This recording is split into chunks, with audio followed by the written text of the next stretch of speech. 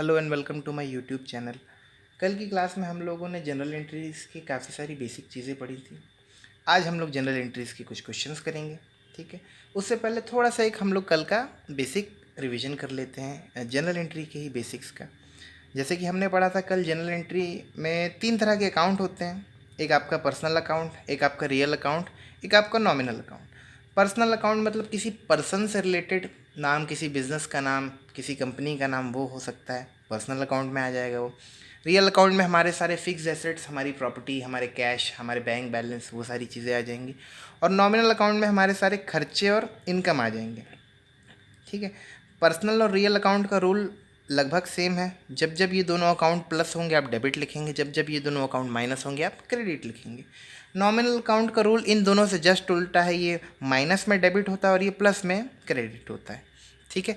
तो हम लोग बढ़ते हैं हमारे क्वेश्चन की तरफ। सबसे पहले हमारा क्वेश्चन लिखा हुआ है कि Mohan started business with cash, ठीक है।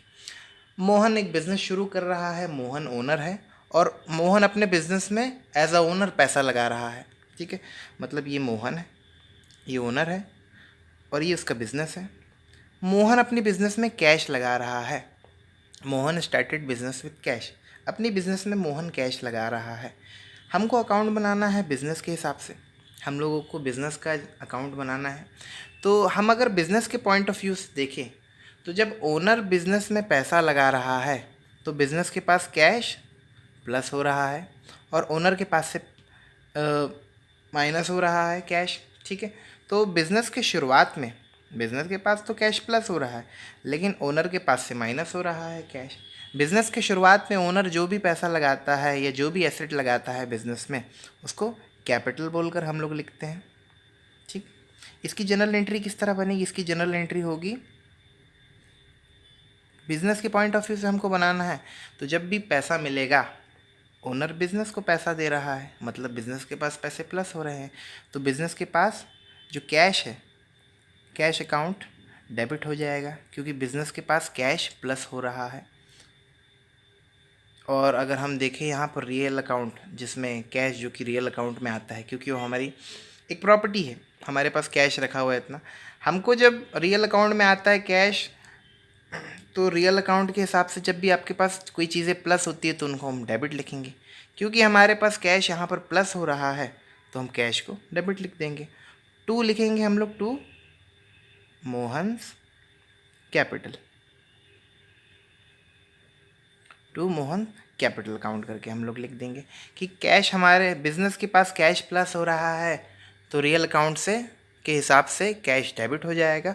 और मोहन जो कि एक पर्सन है, मोहन के जब बिजनेस के पास पैसे प्लस हो रहे हैं, मोहन ने बिजनेस में पैसा लगाया, बिजनेस के पास प्लस हो रहा है कैश, मोहन के पास से माइनस हो रहा है। मोहन जो कि पर्सनल पर्सन है तो पर्सनल अकाउंट में आएगा। जब मोहन के पास से माइनस हो रहा है तो मोहन क्रेडिट हो रहा है, तो मैंने मोहन्स कैपिटल करके इसको क्रेडिट कर दिया। ये हो गया हमारा पहला एंट्री। अब हम लोग बढ़ते हैं हमारे सेकेंड एंट्री की तरफ, जो कि लिखा हुआ है कि goods purchase for cash. Goods purchase for cash का मतलब होता है कि मैंने सामान परचेज किया और बदले में कैश पे किया। मतलब मेरे पास सामान प्लस हो गया और मेरे पास से कैश माइनस हो गया, ठीक है। जब भी मैं परचेज़ करूँगा गुड्स, तो परचेज़ कर रहा हूँ तो परचेज़ मेरे लिए खर्चा है, तो नॉमिनल अकाउंट के हिसाब से मैं इसको डेबिट लिखूँगा, ऑल एक्सपेंसेस, और ये आपका इनकम। यहाँ पर ऑल एक्सपेंसेस हो रहे हैं, ऑल एक्सपेंसेस के अंदर आ रहा है। जब मैं सामान परचेज़ करूँगा तो वो मेरे लिए खर्चा है, तो नॉमिनल अकाउंट के हिसाब से मैं परचेज़ अकाउंट डेबिट लिखूँगा क्योंकि खर्चा है। हाँ, और इस परचेज़ के बदले मैं कैश पे कर रहा हूँ तो कैश मेरे पास से माइनस हो रहा है, तो कैश अकाउंट क्रेडिट, जो कि रियल अकाउंट में आता है कैश। और जब रियल अकाउंट में आता है और कैश माइनस हो रहा है तो रियल अकाउंट के हिसाब से माइनस में हम क्रेडिट लिखेंगे, तो मैंने कैश को क्रेडिट लिख दिया, ठीक है। ये हमारी एंट्री हो गई।